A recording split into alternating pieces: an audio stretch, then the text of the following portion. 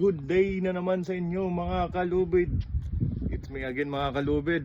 At saka especially shout out sa mga gusto magsiman at saka sa mga gusto mag-aspiring AV dyan. Ito yung trabaho ng AV dito sa barko mga kalubid, able-bodied seaman. Ayan.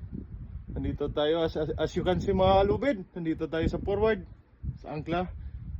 Ayan. Mag-check tayo ng anchor position. At saka siguraduhin mo rin i-check tong chain and sa bar stopper. Kailangan hindi siya lalapat dito sa bar stopper. Yan mga lubid. So, natapos natin check tong winch. Ayan, mag-check na tayo ng chain leading. So, ayun mga kalubid, nakita nyo ba? Ayan. So, ang anchor position mga kalubid, 12 o'clock short. Ayan. Short, up and down, short, medium, long stay. Ayan mga kalubid.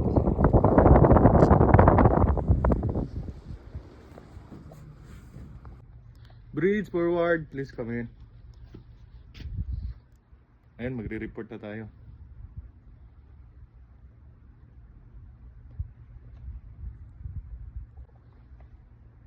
Chief, anchor position 12 o'clock short.